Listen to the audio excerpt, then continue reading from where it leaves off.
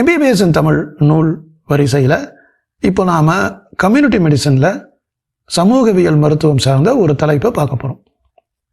அது என்னென்னா, leading preventable cause of death in USA இந்த இயர் 2019.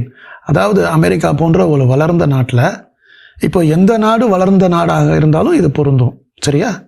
ஒரு வளர்ந்த நாட்டில் leading preventable cause of death, அதாவது இறப்பு ஏற்படுறதுக்கான வாய்ப்பு நிறையவே இருக்குது. ஆனால் இதை மட்டும் தடுத்துட்டா அந்த இறப்பு வராதுங்க. நம்ம கையில் இருக்குதுங்க கண்ட்ரோலு, நாம் நினச்சா நிறுத்திடலாங்க, இறப்பை தவிர்க்கலாங்க அப்படின்னு சொல்லக்கூடியது. அப்போது மனிதனால் தவிர்க்கக்கூடிய, தடுத்து நிறுத்தக்கூடிய இறப்பு அது என்ன? அந்த லிஸ்ட்டு வந்திருக்கு 2019 ஏற்பட்ட அந்த லிஸ்ட்டு.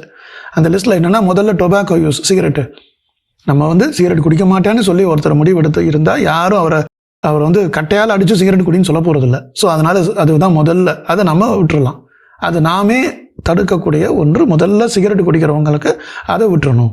ஹை பிளட் ப்ரெஷர், அது நமக்கு தெரியாமையே நம்ம உடம்புல இருக்கும். அப்பப்போ செக் பண்ணணும். ஒரு 3 மாதத்துக்கு ஒரு வாட்டியாவது டாக்டர்கிட்ட போயிட்டு பிபி எப்படி இருக்குன்னு பார்க்கணும். பார்த்து அதிகமாக இருந்தால் அது குறைக்கிறதுக்கு, இந்த உப்பை குறைக்கிறது, இந்த மாதிரியான வேலைகளை செய்யணும். ஹை ஃபாஸ்டிங் பிளாஸ்மா குளுக்கோஸ், சும்மா தூங்கி எழுந்திரிச்சு காலையில் பார்க்குறப்பவே அப்படியே சுகர் லெவல் அதிகமாக இருந்துச்சுன்னா அதில் ஏதோ ஒரு பிரச்சனை இருக்குன்னு அர்த்தம். அதான் ஃபாஸ்டிங் லெவல் அதிகமாக இருக்கக்கூடாது. ஸோ சக்கரை நோய் வந்துருமா வராதான்ற பயம் இருக்கிறவங்க சும்மா ஃபாஸ்டிங் சுகரை பார்த்தாலே ஒரு ஐடியா வந்துடும். இப்போலாம் கடையிலலாம் நிறைய விற்குது அந்த குளுக்கோமீட்டர்லாம். எடுத்து அப்படி ஒரு ப்ரிக் பண்ணால் சொல்ல போகுது நம்பரில். இதுக்கு கூட செய்ய மாட்டேன்னு ஒருத்தர் இருக்கும்போது நம்ம என்ன செய்ய முடியும்? மருத்துவமனைக்கு போய் பிபி செக் பண்ணணும். இப்போ மெஷினும் வந்துருச்சு, வீட்டிலேயே பிபியும் செக் பண்ணலாம், சுகரும் செக் பண்ணலாம், எல்லாமே முடியும். கடைக்கு போய் வாங்கிட்டு பண்ண வேண்டியதுதான். ஆனால் கறிக்கடைக்கு போகிறோம், காய்கறி வாங்க போகிறோம், அதெல்லாம் வாங்கி கரெக்டாக சமைச்சு, நம்ம வெளியில் போய் சமைச்சு நம்ம ஹோட்டலில் சாப்பிடக்கூடாது, நான் வீட்டிலேயே சமைக்கிறேன்னு ரொம்ப அறிவாக பேசுகிறவங்க இந்த சுகர் டெஸ்ட்டையும் பிபி டெஸ்ட்டையும் வீட்டிலேயே பண்ணி ஒரு ஒரு ஒரு ஒரு வேகான ஒரு ஐடியா கிடைக்கும்னா அதை செய்ய மாட்டேங்க. நான் என்னுடைய வீட்டில் இருக்குது, ஆனால் நான் கட்டி பார்க்க மாட்டேன்.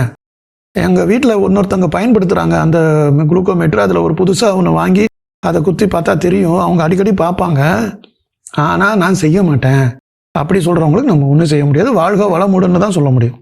அடுத்து டயட்ரி ரிஸ்க் ஃபேக்டர்.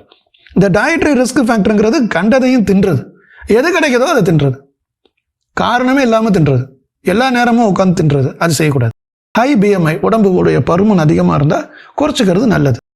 பல பேர் சாப்பிட வேண்டியது ஒருத்தனே சாப்பிடக்கூடாது. நமக்கு அதிகமாக சாப்பிடணும்னு தோணுச்சுன்னா அதை இன்னொருத்தனை கொடுத்து அவன் சாப்பிட்றத பார்த்து நம்ம மகிழ்ச்சி அடையணும். அந்த அளவுக்குலாம் நம்ம யோசிக்கிறது இல்லையா? சரி. High LDL cholesterol. கொலஸ்ட்ரால்லையே இந்த LDL இருக்கிற கொலஸ்ட்ரால் அதிகமாக இருக்குதான்னு பார்க்கணும். கொலஸ்ட்ரால் அதிகமாக இருக்குங்கிறது ஒரு பேசிக் ஸ்டேட்மெண்ட். அதில் LDL அதிகமாக இருந்துச்சுன்னா அதை கொஞ்சம் குறைச்சிக்க பார்க்கணும். இம்பேர்டு கிட்னி ஃபங்க்ஷன், சிறுநீரகத்துடைய செயல்பாட்டில் கொஞ்சம் குறைவு இருக்கிறத கண்டுபிடிச்சோம்னா அதை உடனே சரி பண்ணணும். ஆல்கோஹால் யூஸ், இது நிறைய பேர் அதை ஒரு ஸ்டைலாக குடிக்கிறாங்க. அது எவ்வளோ ஆபத்துங்கிறது இந்த லிஸ்ட்டில் பார்த்தாலே தெரியும். தடுக்கக்கூடிய ஒரு விடயம், தடுக்கணும்னு நினச்சா தடுத்துடலாம். நான் ஆப்டிமல் டெம்பரேச்சர், இது ஒரு வித்தியாசமான பாயிண்ட். இதுதான் இந்த காணொலியிலே நான் ரொம்ப கூர்மையாக உங்களை பார்க்க சொல்லணும்னு நினைக்கிறது. நான் ஆப்டிமல் டெம்பரேச்சர், இயல்பு இல்லாத டெம்பரேச்சர். அது ரொம்ப சூடாகவும் இருக்கலாம், ரொம்ப கோல்டாகவும் இருக்கலாம். ஆனால் நம்ம இயல்பு இல்லாத ஒரு டெம்பரேச்சரில் வாழ்கிறோம்னா அதுவே நம்முடைய உடல் நலனுக்கு கேடுக்கு ஒரு முக்கியமான காரணம். முடிஞ்சதுன்னா அதை தவிர்த்துடணும். பயங்கரமான வெயில் இருக்குதுன்னா போகாதீங்கப்பா, வெளியிலனா போகக்கூடாது. ரொம்ப குளிராக இருக்குது, கொஞ்சம் மேலே கொஞ்சம் நல்ல ஸ்வெட்டர்லாம் போட்டுட்டு போங்கன்னா போகணும். குளிரில் நான் அப்படியே தான் போவேன், வெயிலில் நான் அப்படி தான் சுற்றுவேன் அப்படின்னா அந்த நேரத்தில் ஏற்படக்கூடிய ஆபத்துக்கு நாம் ஒரு முக்கியமான காரணியாக அமைஞ்சிடுறோம் இல்லையா? கடைசியில் இருக்கிறது ட்ரக் யூஸ். இந்த லிஸ்ட்டை நீங்கள் பார்த்தீங்கன்னா முதல்ல இருக்கிறது சிகரெட்டு குடிக்கிறது, அப்புறம் ரத்த கொதிப்பு, அப்புறம் சுகர் அதிகமாக இருக்கிறது, டயட்டில் கண்டதையும் சாப்பிட்றது, உடம்பு பருமனாக இருக்கிறது, LDL அதிகமாக இருக்கிறது, சிறுநீரகம் சரியாக வேலை செய்யாமல் இருக்கிறது, மது அருந்துவது, நான் ஆப்டிமல் டெம்பரேச்சர், தேவையில்லாத இந்த வெதர் சேஞ்சஸ்க்குள்ளே நாம் என்ட்ரு ஆகிறது, ட்ரக் யூஸ் பண்ணுறது. ஸோ இது எல்லாமே தான் தடுக்கக்கூடிய காரணங்கள், leading preventable cause of death.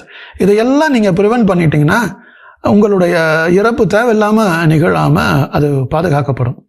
வாழ்கிறதுக்கு தானே பூமிக்கு வந்திருக்கும், ஒழுங்காக வாழ்ந்துட்டு போகணும்ல. இப்போ அந்த இடத்துல இதுக்கு பிரச்சனை பண்ணிக்கிட்டு. நன்றி, வணக்கம்.